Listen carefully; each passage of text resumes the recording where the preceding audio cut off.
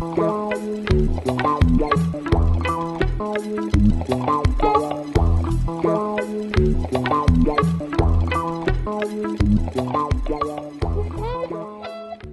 in the presence of multiscales, so it means that we have to deal with the kinetic equation. Here we will just consider the Boltzmann equation, but in some region we can replace this equation by more simple models, for instance Euler or Navier-Stokes models. So of course here this talk is not directly related to the problems we have here during these SEMRACs, since we will consider just neutral particles. So it means that we do not have any electromagnetic fields, but still we are in the presence of multiscale where we have to deal with the kinetic and fluid models. So for instance, we can make, if we propose a method which is systematic, we can hope that we can treat, for instance, MHD and Vlasov models or gyrokinetic models. Okay, do you have a pointer or something like this? Sorry. So here, okay, we consider the unknown is the distribution function. Thank you. Is a distribution function which we call f epsilon, and f epsilon depends on time, space, and velocity. So here the space variable lives in the bounded domain omega in R or R2 or R3, and the velocity variable v lives in the R3. So we parameter the distribution by this epsilon here. I will come back to this later.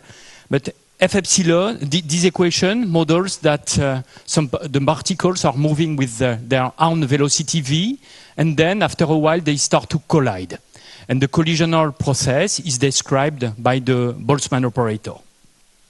So here, the distribution function f epsilon is solution to this transport term here, and the collisional, the 1 over epsilon here is related to the collisional frequency, whereas the operator Q of f epsilon models binary collisions between particles. So to understand, before to enter in the details of the collisional operator, let me briefly describe the mechanism we consider here. So the Boltzmann operator represents binary collisions. So, and here we will assume that collisions are located in space. So two particles will collide when they are at the same point x. So it means that collisions only act in the velocity variable. We start with two particles, v and v star. Okay.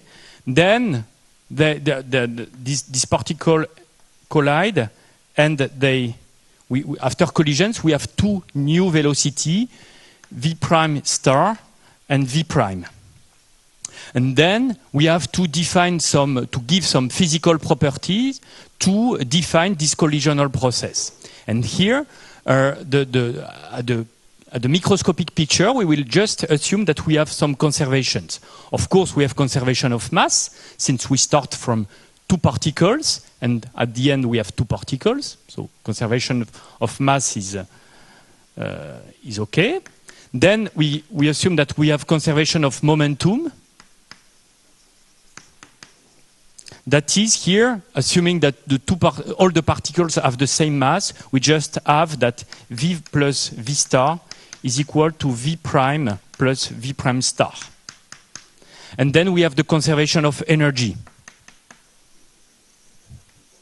So it means that v square over 2 plus v star square over 2 is equal to v prime square over 2 plus v prime star square over 2. Okay, so here you see in R3 we start from a 6-dimensional space, then we have to define new velocity, and we have sorry, we have 5 constraints. So to parameterize, then we have 2 degrees of freedom, and this degree of freedom will be described by the sphere. So this means that the post-collisional velocity, v prime and v prime star, here, can be defined with respect to v and v star, using this parameter sigma, which lives in the sphere. Okay, so you can verify, but it's ensure, if I didn't do any mistake, that we have all these properties, the conservation of mass and energy. So this is the microscopic picture of collisions. Now we have to translate this for statistical physics, since we do not work with particles, but we work with a distribution function. And this is the work of Boltzmann and also Maxwell, who wrote for the first time this integral operator called the Boltzmann operator. Actually, it has been written for the first time by Maxwell. So here we consider a velocity v. We try to translate this microscopic picture now at the level of the distribution function. So we start with the velocity v, and so this particle with the velocity v will collide with all other particles of velocity v star. So we have an integral operator with a parameter v star. And then to describe this collisional process, as I told you before, we need a parameter sigma which lives in the sphere, so we integrate also over the sphere. Then we count now just the number of particles. We start from velocity v and v star, and such that after collision we have new velocity v prime star and v prime. And this is this first operator here, where the cross-section here, by assumption, only depends on the relative velocity, in the sense that it depends only on the modulus of the relative velocity, v minus v star, and this angle theta, such that it's defined like this, v minus v star scalar product with sigma. And this is the loss term, which counts the number of particles, such that before collision we have some velocities, and after collision, we have before collision we have 2 velocities, v and v star, and after collision we lose them since we have new velocity. Here in my notation, f prime star denotes f of v prime star, f prime is f of v star, v prime, etc. Okay, so we have this very complicated operator, and we want to solve this equation here. As I told you before, we have this parameter epsilon, and formally, when epsilon goes to 0, you expect that we have. Okay, sorry, I forgot to say this. We have to compute the steady state of the collision operator. So to do this,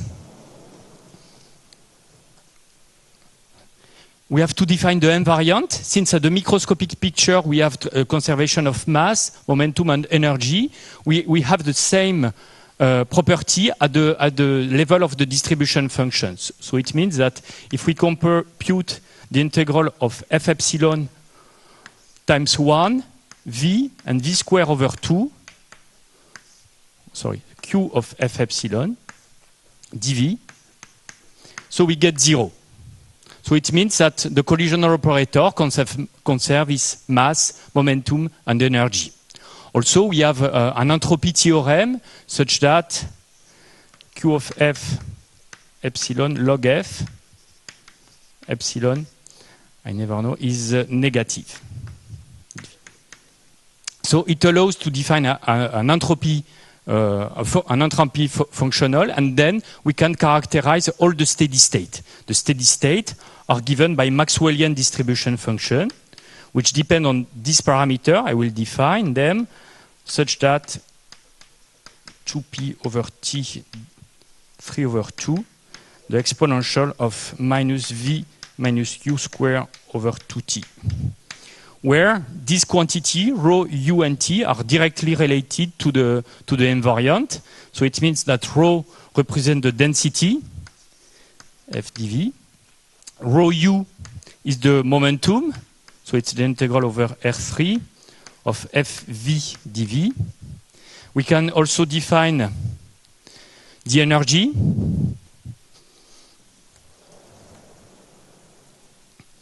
E is equal to f of v square 2 over dv. And then from all this quantity, we can define also the temperature, 3 rho T, which is still equal to f of v minus u square dv. Okay, so these are macroscopic quantity. Rho is the density of particle. Macroscopic quantity, u is the mean velocity, E is the energy, and T is the temperature. Then, if we just now integrate our equation, our Boltzmann equation, we can find an equation for the density, the momentum, and the energy, such that d over dt of f epsilon times 1, sorry, so it gives rho u and E plus the integral, sorry, of R3 of V grad x times 1 V and V square over 2 dV. And since these moments are invariant of the collisional operator, we get here 0. Okay? So now if we want to find a closure for this system, we just have to replace the distribution function f epsilon by the steady state of the Boltzmann operator, that is the Maxwellian distribution function. If we do this, then we get the Euler equation. Okay, so it means that in this system of equation that I wrote in the blackboard, we just have to replace f epsilon by this distribution function here, and we have a closed system. Okay, so this allows to make the link between the Euler equation and the Boltzmann equation. So, okay, now we assume that we are in a more or less real world, and the parameter epsilon is not fixed at all. So here I will just present a very simple example where in the pink dots here represents the values of the parameter epsilon. So it depends on space. And you see that in the middle it is close to 1, so it means that we are in a rarefied regime, whereas close to the boundary it is very close to 0, so we can expect that the Euler equations are valid. But there is a smooth variation of this parameter epsilon, so we cannot apply a domain decomposition where we apply in the region where epsilon is large a kinetic model, and when epsilon is close to 0 the Euler system. Okay, and here I will just present the very simple movie of two numerical simulations. The first one is obtained from a kinetic solver. So we solve the Boltzmann equation everywhere. And this will be the line in green. Whereas in blue, the cross represents the solution of the Euler equation. Okay? And we just see the evolution of this. This is the evolution of the density, rho, in 1D. And we assume that we have periodic boundary condition. So it's more or less an ideal situation, no effect of the boundary. But still here, we start with a distribution function which is far everywhere from the steady state, okay, from the Maxwellian distribution function. So it's not straightforward that the Euler regime is the correct. So you see at the very beginning, this is the evolution of the density. The densities are very close, but this is very surprising that here, even in the region when epsilon is small, you see that there is a difference. So here, it's a very convincing example where you see that it's not because epsilon is small than that you can apply the Euler system. Okay? And if we continue, it becomes more and more different, and in the region where epsilon is small, of course, the Euler equation system develops some shocks, and then they propagate everywhere.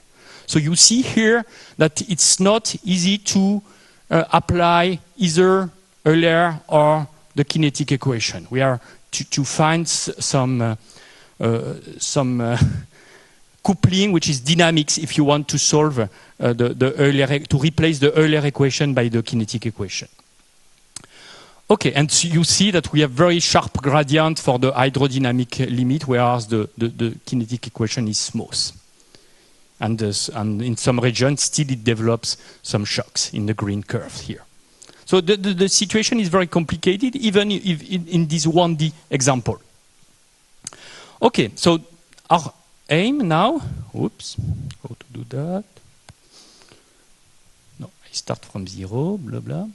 Okay, so here, what is the aim now is first to identify efficiently and correctly the zones where we can apply the kinetic equation and the zones where we can apply the fluid solver.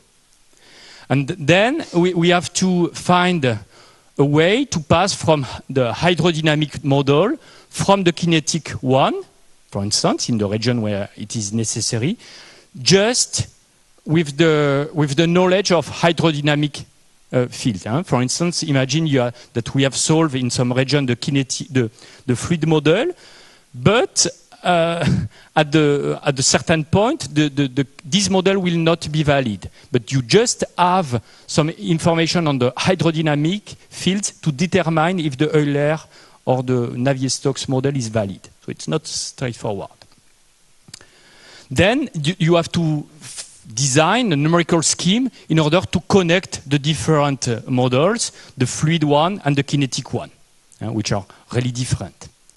And finally, we want to do this dynamically, since you see that sometimes the two solutions are close and sometimes they are far, and it varies with respect to time. Okay, so this is the goal. Just a brief description of the literature. So first, if we are interested by the numerical simulation of kinetic equations, there is a huge literature devoted to the asymptotic preserving scheme. But so here the idea is to perform numerical simulation of a Boltzmann equation. So you remember that you have this parameter 1 over epsilon in front of the collisional operator. So we have an equation like this.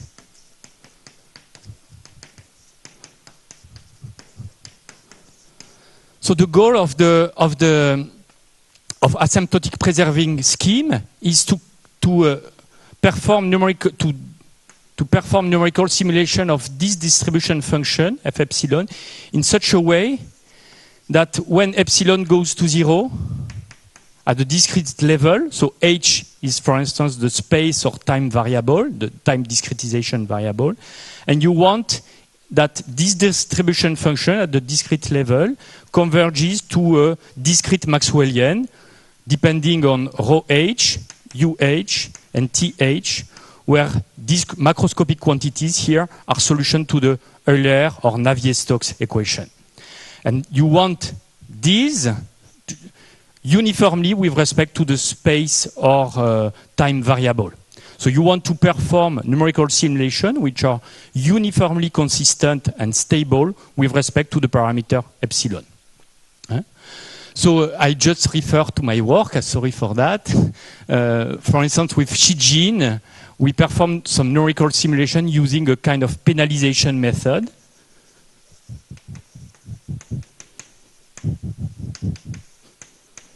And then we applied some IMEX scheme where we apply both implicit and explicit schemes for the time discretization. I also refer to an interesting work of DiMarco and Pareschi, where they apply exactly the same penalization techniques, but they apply exponential Runge-Kutta scheme. So it's more or less the same idea of IMEX, but they get very nice properties on uniform accuracy and uniform stability. Okay, so it's very nice to have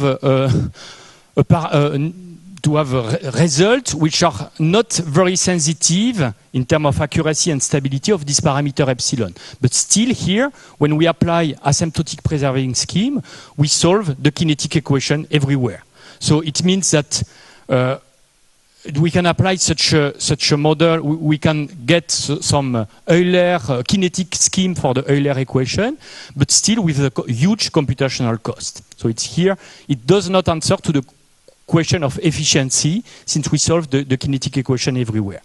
So it's maybe a first step to get uniform accuracy and stability, but it's not the final answer.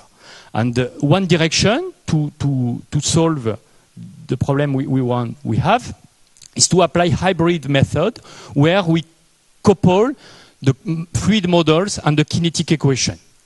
So there are also huge literature on these, both in the engineering, with an engineering point of view, where you just perform simulation and you find some criteria, but without any mathematical justification. And here I just refer to the works which are related to the people working in mathematical community. So the first one is I split the different method in 3 different types. The first one is just based on local Knudsen number, so this parameter epsilon. But we have seen that in the previous simulation that is not enough. Even if you have small and large values of epsilon, it's not enough to characterize the region where the fluid model is valid. And okay, another method is only based on some criteria which comes from the hydrodynamic models. So more or less, you compute some heat flux, and you see if the heat flux is close to the kinetic one, and then you apply a decomposition. This is referred to the work of Tiwari mainly, and people in Kaiserslautern, and also Degon, Mieusens, and Di Marco, who introduce a buffer zone where you have some intermediate region where you don't know exactly which kind of model you want to apply, so you apply both, more or less. But here, with this kind of decomposition, you can miss some variation in the velocity space, since they are only based on macroscopic criteria. So you do not see. So it means that I will describe this later. But these criteria only depend on space gradient. But you do not see how far the distribution function is from its equilibrium. Another method is based on the decomposition of particle distribution function. This is really related to the Monte Carlo simulation, when you split your distribution function as the sum of a function which is close to equilibrium plus a fluctuation. So what we observe is that in all this work, the criteria cannot see if the distribution function is far or not from the equilibrium. So we cannot, so with these kind of schemes, we cannot solve our original problem when we start with a distribution function which is far from the equilibrium. Okay, so now I will try to explain you how to how to construct a hybrid method. So this is to do that, I will just remind you the Chapman-Enskog expansion in order to make rigorously the link between the kinetic equation and the fluid models. So here, the only thing that you have to know is Taylor expansion, more or less. So where you expand your distribution function f epsilon here as the Maxwellian rho, u, and t, and you don't say what is rho, u, and t from the very beginning. So it's the equilibrium, m rho u and t, times 1 plus fluctuations, epsilon, with respect to epsilon. You can just say that this is a Taylor expansion of your distribution function with respect to epsilon. So G1 represents the first order fluctuation, and G2 the second order. So you, as I did before, you consider your kinetic equation, F epsilon, and you integrate, you multiply by 1 V and V square over 2, and you integrate with respect to V. Then you get an equation for the macroscopic quantity, rho, rho U, and the energy E. And then you just perform some algebra here, and here you get the conservation of momentum. Here, the conservation of mass, sorry. Here, this is the conservation of momentum, where you introduce this traceless tensor, capital A. Okay, and you do the same here from this, for the equation of the energy. So here the idea is just to write the model in order to recover the Euler equation as the first order approximation. Okay, yeah, you get Euler equation if you take A and B equal to 0 here. But you have to define what are A and B, and they are given, of course, with respect to the distribution function. We do not want to lose any information here, just we have integrated. And so you get, by definition, you set capital A is equal to this tensor here, and this term here is just to have a traceless tensor. And you compute the difference between F epsilon and the steady state. And you do the same for B, which is equal to this quantity here. So here A is a matrix, whereas B is a vector field. Okay. Yeah.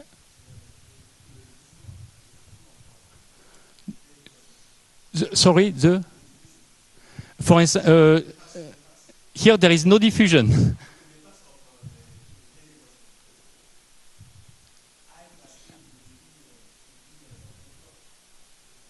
I plus A, no, I is a matrix. I is the anti. Here this is a scalar. Is there a mistake somewhere? Here there is a mistake. No, this is the. Yes, I have to do something. Yeah, you're right. Here it is a matrix. What I have to do is to multiply. This is not nice. You're right. What I have to do here. Qu'est-ce que c'est ça? No, there is a mistake here. I agree. So you have to find blah blah. Maybe a U is missing or not. No, this is a gradient. So it's correct. It's. I'm sorry.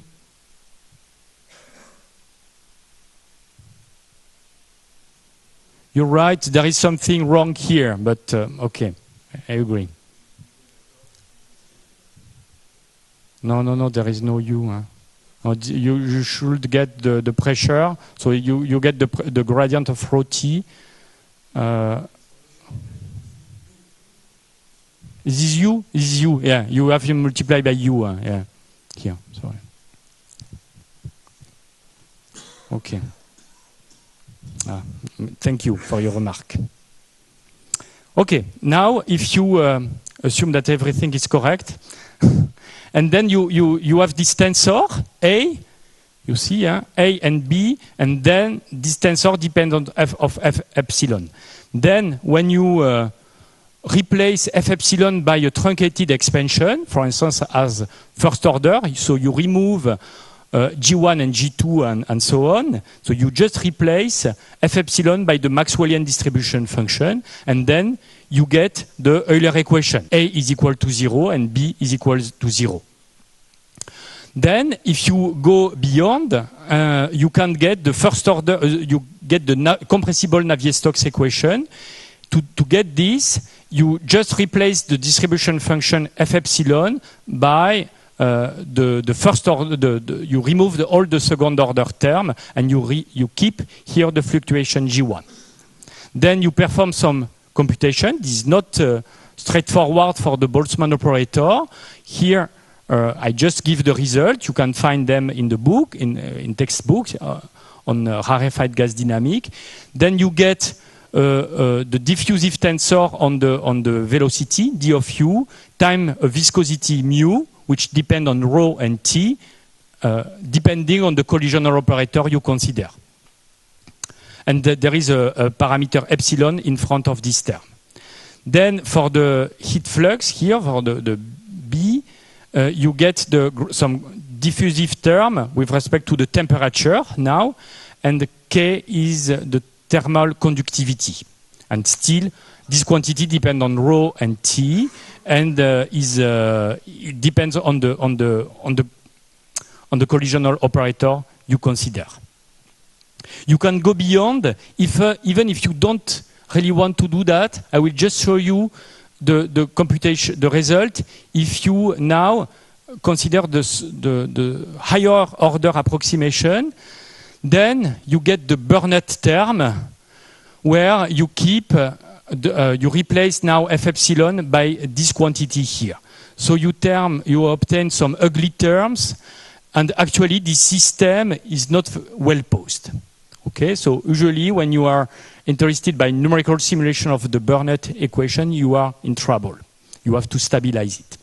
But still here, we are interested by kinetic equation, and we just have to know the hierarchy we have in order to, with respect to the different models.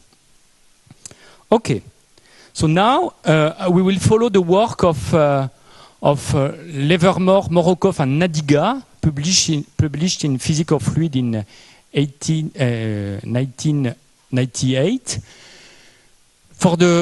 in order to find some criteria to apply a fluid model. So we have introduced the matrices A epsilon and B epsilon, but now if we go back to the kinetic level, we have you set capital V equal to V minus U over the square root of T, and you define here this tensor, just with respect to the distribution function.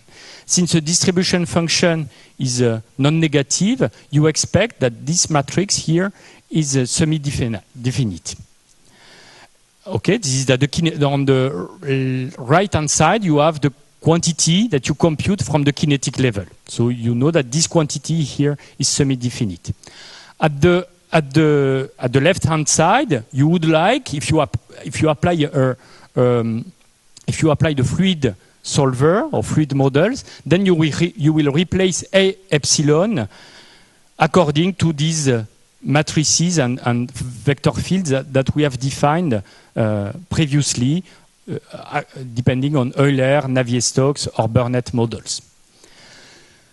So, since the matrix here on the right-hand side is semi-definite, you expect that the eigenvalues are positive, and one criterion to find if you replace A epsilon by a fluid, the A obtained from a fluid model, you want to investigate its validity. And one criterion is to compute the eigenvalues of this matrix here. And if they are non-positive, it means that your truncation of the distribution of the expansion of F epsilon is not valid, and then you cannot consider the fluid regime. But if you do that, okay, you have you have done something, but you do not have all the information, because here you only deal with the parameter, the matrix A epsilon, and then it means that you do not see, for instance, if you look the term on the Navier-Stokes, A epsilon. So for Euler, both of them are 0, so it's not very interesting. But for Navier-Stokes, you see here that you have some gradient of diffusive term coming from the velocity, whereas in B, you have some diffusive term coming from the temperature. Okay? But if you just apply, if you just study this tensor here, you do not see the gradient in temperature. Okay? So the idea is just to consider higher moments, and now to consider moments which are 1, V, as before, and also this one here. Then you compute this matrix here. So it's you call it capital M, and it corresponds to this quantity here, computed from the distribution function. So you perform your computation, you reorder everything using a change of bases, and you get this nice triangular matrix where C epsilon here is just a number, positive number, and then if you want to compute the eigenvalues of these matrices here, you just have to study the eigenvalues of this operator. So you see that you just have added one term, which is this one here. Okay, so but you have more information in this. The size is exactly the same finally, but you get more information. So now let me describe briefly. So let me study these matrices here. Nu, which is equal to I plus A epsilon minus 2 over 3 C epsilon times this tensor B epsilon times B epsilon. So at zero order, you get the Euler equation. So and this is just given by the identity. So of course this is semi-definite. And now at order 1, you get the matrices obtained from Navier-Stokes equation. So it means that you have Euler plus a correction term, which takes into account the diffusive term coming from the velocity and the temperature. You can go beyond. I will not write it, but you can compute the nu corresponding to the Burnett approximation, where you get just the nu corresponding to the Navier-Stokes term plus second order terms. Now, using this hierarchy, we have some criteria in order to say if the fluid model is valid or not. Then it means that if we start with some macroscopic quantities that you have computed from a fluid model, you compute the matrix nu at different order, and then first you verify if all if the eigenvalues are positive or not, and then you compare the different eigenvalues at different order of accuracy. Okay, and if this difference here between the two eigenvalues corresponding to different hierarchy are large, then it means that your truncation of your expansion is not correct. Then you have to replace the fluid model by the kinetic equation. Okay, it means that you will have some strong gradient or something like this, and then you cannot apply the fluid model. So these criteria here allow to pass from fluid to kinetic. Now we have to find some criteria to pass from kinetic to fluid. And then the idea is very simple. Now you are at the kinetic, you are in a kinetic region, so you have a lot of information, since you know perfectly an approximation of the distribution function f epsilon. Then you can apply an expansion of these, and you call f epsilon k the truncated expansion at order k plus 1, when you remove all term of amplitude epsilon power k plus 1, and then you compute, for instance, the L1 norm or the entropy, the relative entropy of f epsilon with respect to the truncated distribution function. If this quantity is large, it means that you still have to apply a kinetic model, and if it is small, it means that you, and also if epsilon k satisfies the previous criteria, then you can replace the kinetic model by the fluid one. Also, we can add another criteria which is only based on the time step you consider. For instance, if you are interested by very large time step with respect to epsilon, it means that you can forget all the details given by the kinetic equation and then directly project your distribution function on the Maxwellian distribution function. But it means that you ignore all the details, and this is correct just if delta t is large compared to the parameter of epsilon. So here we have different criteria, then to pass from fluid to kinetic, and from kinetic to fluid models. How to couple these? I just give the algorithm very quickly.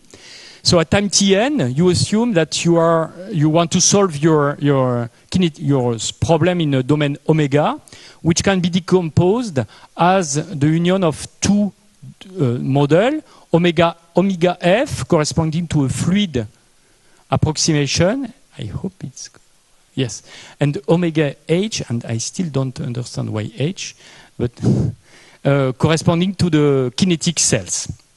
Okay, so it means that on a fluid cell, omega belonging to omega f, you know the macroscopic quantity rho n, un, and tn. Whereas in a kinetic cell, you know the distribution function for all the velocity v. Then first, before to perform your computation, you have to anticipate if at the next time step you will be in a fluid region or a kinetic one. So you apply your criteria. You in a fluid cell, for instance, you know the macroscopic quantity, then you compute the matrix AIM corresponding to different order of fluid model at order k and k plus 1, and then you compute the eigenvalues and you compare them. If they are positive and close enough, so it means that you can continue to apply your fluid model, whereas if they are large, then you have to replace your fluid equation for the next time step by the kinetic one. You have to solve the kinetic equation, and then you compute a distribution function from from fk here. Then, if you are in a kinetic cell, then you compute, for instance, the relative entropy or the L1 norm just with respect to the Maxwellian. This is a mistake here. This is not the Maxwellian. This is the Fkn. And you evaluate the eigenvalues of AIM at different order. If the difference is of these quantities is if these quantities are large, then you continue to solve the kinetic equation. Whereas if it is small, you replace the kinetic, you compute macroscopic quantities, computing the moment of the distribution function with respect to v, and then you get some macroscopic quantities, and then you can apply your fluid solver in this new region. Okay, I will not give the detail of the numerical scheme. I would say that everything is standard here, and it's very important that we don't want to construct a scheme which only applies for our strategy. So we apply here very standard scheme, and we can't apply our strategy without for any scheme here. Okay, so what we need is an efficient solver for the kinetic equation to solve this equation. And here it's very important to have an asymptotic preserving scheme, for instance, for the kinetic equation in order to deal with small values of epsilon when we solve the kinetic equation. We want we apply a standard finite difference scheme for the fluid equation, and for the kinetic equation we apply an IMEX strategy. Concerning boundary condition, here I will just describe them briefly. We have two kinds of boundary conditions: specular boundary condition and diffusive reflection. The first one is just a kind of mirror effect where you can still follow the trajectories of particles. So you have a velocity v, it hits the boundary, then the particle is re-emitted with a new velocity v prime in such a way that you have conservation of mass and energy. For diffusive boundary condition, it's much more complicated since you forget the microscopic picture. So you have a velocity v, it hits the wall at the boundary, and then everything is re-emitted according to a distribution function representing the equilibrium on the wall. So Maxwell, for instance, proposed this mixture of both boundary conditions. Here, what is nice is that if you want to make the link between the boundary conditions you have at the kinetic level and the boundary condition that you have at the hydrodynamic level, it's not an easy problem. What we are able to deal with is for specular boundary condition, it corresponds to no slip boundary condition for the fluid dynamics, for the velocity, whereas for diffusive boundary condition, when you re-emit your particle according to a distribution function, which is given on the wall with a given velocity u and t, it's not straightforward to derive boundary condition for Euler and Navier-Stokes equation for this model. Okay, let me finish with how much time do I have, Sever? 10 minutes, okay, it's easy. Let me start with a very standard numerical test now. The first one is the Riemann problem. So you just consider, so it is well known for the Euler equations, and we can also apply it for kinetic equation, where you start with an initial data, which is a Maxwellian distribution function. So it is at equilibrium, where rho, u, and t are given by this quantity here. So you have a shock on the density and on the temperature. Here, for simplicity, we just apply a BGK, a ES BGK operator or BGK operator in order to have fast computation at the kinetic level. And so it means that if we are able to construct efficient numerical simulation for the BGK, it will be straightforward to have efficient calculation for the Boltzmann operator. Okay, so here are the results for a time 0.2 and for a parameter epsilon, which is equal to 10 power minus 2. So here we compare in pink, this is the simulation obtained by the Euler system. The green one is the result obtained by the full kinetic solver, and the dots correspond to the hybrid calculations. So of course, all the hybrid, here you do not see any movie, but it is a snapshot. But you see that there are the blue region correspond to the hydrodynamic regime, whereas the red one corresponds to the kinetic regime. And here you have the density, the mean velocity, the temperature, and the heat flux. So you see that with so here we couple the kinetic equation, the hybrid, couple the Euler equation and the kinetic equation. So you see that everything is nice for the density, the mean velocity. For the temperature, you see that you have some error here. And for the heat flux, it's not very good. Okay. So usually the people, they just show the evolution of the density, mean velocity, and temperature, but it's very important to look on the heat flux. And you see that our hybrid method is not really able to capture the heat flux here.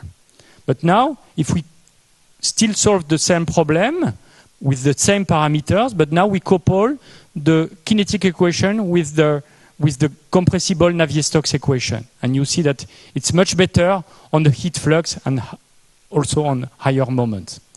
Now, if we, okay, it's just to see the evolution, you can see, you will see that here we start with an initial data. We will compare the green one correspond to the solution of the kinetic equation, and the blue and the red one will correspond to the hybrid method. So at the starting point, we started with a kinetic, an initialization of the kinetic region everywhere. So you only see blue dots, and you see on the evolution that our hybrid method is able to follow the shock, the evolution of the temperature, and okay, you follow you have a good accuracy on this time. And here we have the hybrid simulation is 3 times faster than the full kinetic one. once more, if we just have the BGK operator here, which is very fast, but if we replace by the true Boltzmann operator, the computational cost so our efficiency will be highly better. So now this is the evolution when we compare still for different values of epsilon, smaller. And here you see that still for the macroscopic quantity rho, u, and t, the agreement is correct with all the models, whereas we still have problems with the heat flux. But if we replace by the Navier-Stokes, compressible Navier-Stokes, now we have the correct behavior, and now we have the hybrid simulation. You do not see any red points, so it means that we are hydrodynamic everywhere. So this is the Riemann problem for just to show you now for smaller values of epsilon. You see that now we are, except on the shock, we are almost everywhere fluid. Okay, the second test case is a blast wave problem, where you still consider a distribution function which is at equilibrium. You consider periodic boundary condition in space, and you have some shock waves in rho, u, and t. Now, okay, we just show you the result on the snapshot at the given time. Still a comparison with Euler. So here you see that we have a good agreement between the kinetic solver and the hybrid solver when we couple Euler and the kinetic equation. And this is even better for the when we couple with Navier-Stokes. Just okay, blah blah. Sorry. And you see the evolution. So here you see that so what is interesting here is that the method is really dynamic. It follows this criteria allows to follow the shocks or the strong gradient of the temperature on the density, and we can still improve our numerical simulation we're using this hybrid solver. Then the last one, now it's the initial one, when we started with an initial data which is far from an equilibrium. You see, this is not a Gaussian distribution function, this is the sum of two Gaussian, and we perturb the density, the mean velocity, we introduce a perturbation of the density and the temperature, and we still have boundary condition. And here what is interesting is that we do not have a fixed value for epsilon. It corresponds, so here in blue points you have the values of the parameter epsilon. So here I will show you a comparison of our hybrid simulation with a fully kinetic solver. And so we have seen before in the first example that the hydrodynamic model, the Euler equation, is not able to follow the evolution of this density. But now with the hybrid method, you see that here the two macroscopic quantities really correspond, and we are able to follow the shocks we are coming from the boundary and the sharp gradient. Okay. And finally, the last one, this is much more difficult now, because up to now we just have dealt with specular boundary condition or periodic boundary conditions. But now, if we just play with diffusive boundary conditions, as I told you before, it's very difficult to find the good hydrodynamic of corresponding to these boundary conditions. So of course, so in the engineering community, for instance, in the work of Aoki or Yoshio Sone, they study some Knudsen layer. A Knudsen layer is the boundary layer that you have of order of the Knudsen number epsilon here. Okay. And so people are interested by the steady state of this equation. When you have the physical configuration is the following. You have here an initial date. You are in 1D, you have two walls, and you consider two given temperature, T1 and T0. So, okay, so what you expect from the work of Aoki and Masukawa is that you have a boundary, a Knudsen layer here and here, which is of order of epsilon.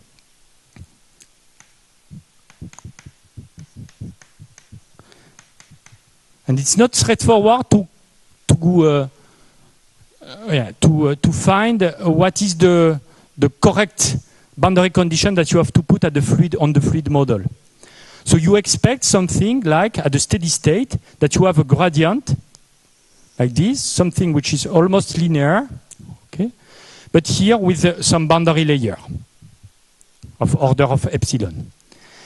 And here it is a difficult problem since the Euler equation cannot be applied at the boundary, since for Euler equation you do not see the temperature. So you will not be able to see the jump here that you have at the Knudsen layer.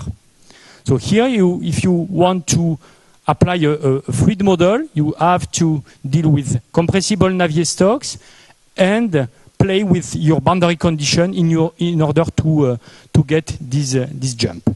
So here, what we expect is to have a systematic way to capture this boundary layer. We will just impose that in our hybrid method, the kinetic region is always close to the boundary. You apply a kinetic solver. You don't want to see any fluid solver because you don't know what kind of boundary condition to apply. Okay, and I will just show you the result that we get. This is a very recent result that I obtained following the discussion with Kazuo Aoki. So here I just show you the steady state. So it's very important here that we don't only get the correct behavior on a transient regime. We are able to follow the correct behavior on the long-time behavior. So here we have applied our hybrid method, imposing that close to the boundary we have a kinetic model. This is the blue point that you see, and you see that in the middle we leave the method do the job itself, and finally we get a fluid model everywhere. And what is important here is that the two models are perfectly connected.